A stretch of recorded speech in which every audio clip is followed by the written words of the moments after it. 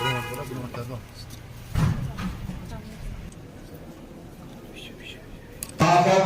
of Hospitalization Aha India इनके president principal medical colleges हमारी next कोई भी ट्रेनिंग में वहाँ पे और ये मुबारक की बात है बने हैं सेकंड टेंडर लेना पूरे देश में। अकेडमी ऑफ हॉस्पिटल एडमिनिस्ट्रेशन को सबसे पहले तो मुबारकबाद, हमारे जीएमसी बारामूला को मुबारकबाद कि जो ट्रेनिंग का एस्पेक्ट है इन्होंने बहुत सीरियसली लिया और आज ये जो 16वीं आपके साथ ये ट्रेनिंग हो रही है, so it's a great thing, क्योंकि ट्रेनिंग एक ऐसा टॉपिक है जो मुझे लगता है ये हमेशा जो है प्राइम इम्पोर्टेंस इसको देनी चाहिए। और जो मैं आपके टॉपिक्स यहाँ देख रही थी और आज आपने अपनी प्रेजेंटेशन में भी बताया, तो ये बहुत ही इम्पोर्टेंट टॉपिक्स हैं जिसकी आज मुझे लगता है जो स्किल्स और नॉलेज सेट हमारे डॉक्टर्स या नर्सिंग स्टाफ जो हमारे हेल्थ इंफ्रास्ट्रक्चर में और हेल्थ रिसोर्सेज में हम यूटिलाइज करते हैं, उसमें सबसे इम्पोर्टेंट एस्पेक्ट मुझे लगता है वो ट्रेनिंग का है। एंड इसमें भी जो एक सॉफ्ट एस्पेक्ट है, how to deal with patients, how to deal with stress, because हमारे जो डॉक्टर्स हैं, I being a doctor myself, मुझे लगता है डॉक्टर्स, नर्सेज, हमारा सारा स्टाफ जो भी हॉस्पिटल में काम करता है, चाहे वो एक रिमोट पीएचसी हो, चाहे वो सीएचसीज हो, चाहे वो टर्शरी सेंटर हो जैसे जीएमसी है, तो हमेशा एक बहुत हाई लेवल ऑफ स्ट्रेस रहता है। स्ट्रेस इसी बात का नहीं है कि हमने पेशेंट को ठीक करना है, स्ट्रेस इस बात का भी रहता है कि अगर कोई बोनाफाइड गलती भी हो गई या कोई किसी भी वजह से पेशेंट को प्रॉपर ट्रीटमेंट नहीं मिली या उसके साथ कोई भी अनहोनी खुदा ना खास्ता ऐसी इशू हो गया, तो doctor as a stakeholder, hospital as a stakeholder एक ऐसी पोजीशन में आ जाता है जहां पर आपको डिफेंड करना पड़ता है।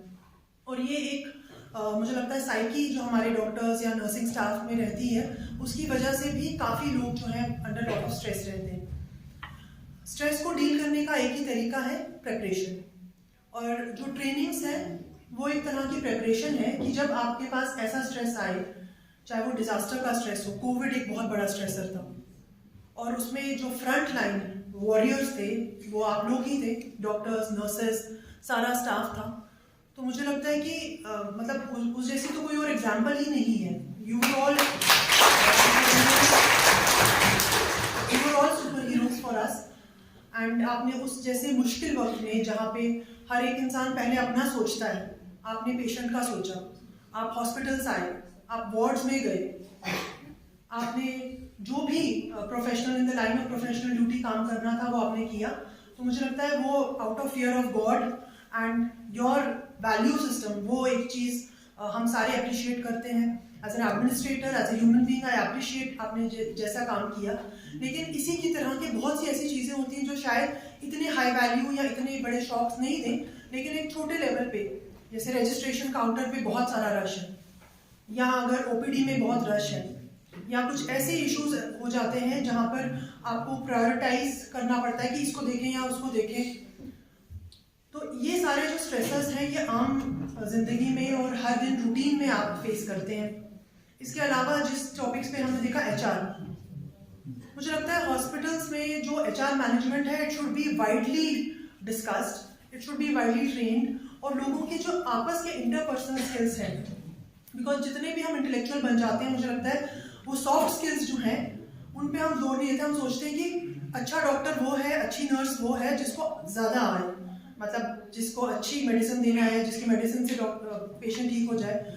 मेरा ये मानना है अच्छा डॉक्टर, अच्छी नर्स, अच्छा जो हॉस्पिटल का स्टाफ है वो है जिसको सबसे पहले पेशेंट्स से कैसे बात करते हैं वो आए, क्योंकि इट इज़ वेरी डिफिकल्ट जब आप खुद इतने स्ट्रेस में हो दूसरे का दर्द समझना, वो बहुत मुश्किल चीज़ है और उसके लिए हमें ट्रेनिंग की ज़रूरत है। ये खुदादाद हो सकता है किसी में हो, लेकिन इसमें बहुत ज़्यादा ट्रेनिंग की ज़रूरत है। जब आप खुद परेशानी में हो, आपके घर में परेशानी है या आपके वर्क एनवायरनमेंट में कोई एक स्ट्रेसर है, somebody is giving you a lot of stress or there is some issue, and how in that circumstance आप patient, because you are dealing with a very, आप एक नॉर्मल कोई काम पे नहीं जा रहे हैं। जब आप एक हॉस्पिटल में आते हैं तो आपकी एक एडेड रिस्पॉन्सिबिलिटी होती है, because with more power comes more responsibility. जब आप एक हॉस्पिटल में होते हैं तो आप लोगों की लाइफ्स के साथ डील कर रहे होते हैं, तो उस वक्त ये एक सेंसिटिविटी रखना कि मेरे से पहले मुझे इसका समझना है, इसका सोचना है,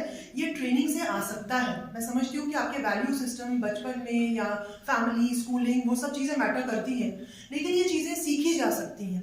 एटीट्यूड्स को चेंज किया जा सकता है। कुछ लोग हाइपर होते हैं, टाइप ए पर्सनैलिटीज़, कि नहीं ये क्यों नहीं हुआ, वो क्यों नहीं हुआ, they give lot of stress.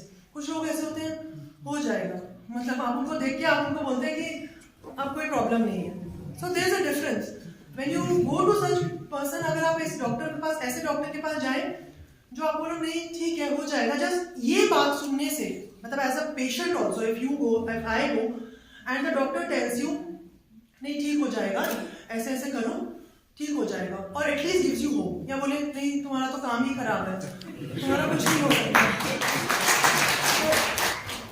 वो पेशेंट जो है वो ये समझेगा कि अब मेरा सच में, चाहे उसमें कितनी मेडिकली उसमें कितनी सच्चाई हो या कितना परसेंटेज हो, so how you talk to people, चाहे वो पेशेंट हो, चाहे वो आपके कलीग्स हों, चाहे सीनियर्स हों, जूनियर्स हों, इट रियली मैटर्स।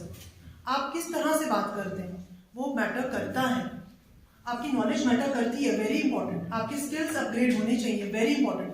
बट मुझे लगता है इस तरह की ट्रेनिंग में और ज़्यादा फोकस इस बात पे कि आपने किस तरीके से डे टू डे जो आपके स्ट्रेसर, छोटे बड़े किसी तरह के भी हैं, उनको कैसे मैनेज करना है, वो बहुत इंपॉर्टेंट है। मेडिकल नेग्लिजेंस और एथिकल इश्यूज बहुत इंपॉर्टेंट है, क्योंकि दिस इज सीरियस जॉब। मतलब जो भी आप कह लें, आपका काम एक सीरियस काम है, क्योंकि you are dealing with lives of people. So इसलिए अपनी तरफ से कोई बोनाफाइड मिस्टेक हो जाए तो अलग चीज़ है, मैलिफाइड उसमें या केयरलेसनेस, मुझे लगता है उस पर थोड़ा ध्यान देने की हमें ज़रूरत है कि केयरलेसनेस नहीं होनी चाहिए। ठीक है चलता है, वो चलता है, एटीट्यूड ही एटीट्यूड से आता है। अगर आप डिसाइड कर लें कि नहीं चलता है, मतलब 10 बजे बोला है आने के लिए तो 10 बजे आएंगे, 5 बजे जाना है तो ठीक है, मतलब you have to be like professional. So professionalism is something which I think जब तक आप अपने काम में प्रोफेशनल नहीं होंगे, पर्सनल लाइफ में भी it will have a very bad effect. If you are professional, if you are doing work ethically, definitely your personal life will also improve. मुबारकबाद आप सबको दोबारा देना चाहूँगी कि आपने ये यहाँ ऑर्गेनाइज किया। ऐसे ही बहुत सारे प्रोग्राम्स जो हमारे ऑलरेडी वर्क कर रहे हैं, डिफरेंट पोजीशंस पे हैं, फार फ्लंग एरियाज में है, उनके लिए भी होना चाहिए। मैं सीएमओ साहब से भी कहूँगी कि जो ऑन जॉब उनको एक्सपीरियंस हुआ है वो एक दूसरे से शेयर कर सकते हैं कि किसको कोई कहीं दूसरी पोजीशंस पे था, जैसे हमने ड्रग डी एडिक्शन पे, I am so passionate about it कि this is something which we really need to do and we really need to innovate. We need to bring new ideas from people जिन्होंने इस पे काम किया है या जो इसके बारे में पैशनेटली सोचते हैं। अगर आप किसी चीज के बारे में दिल से सोचेंगे, आपको आइडियाज आएंगे, ये हो ही नहीं सकता आपको आइडियाज ना आए। So I really believe when you talk to each other, if you have an idea and I have an idea, we exchange that idea, we both will have 2 ideas. So I believe कि इस तरह की conversations, it should not be one way.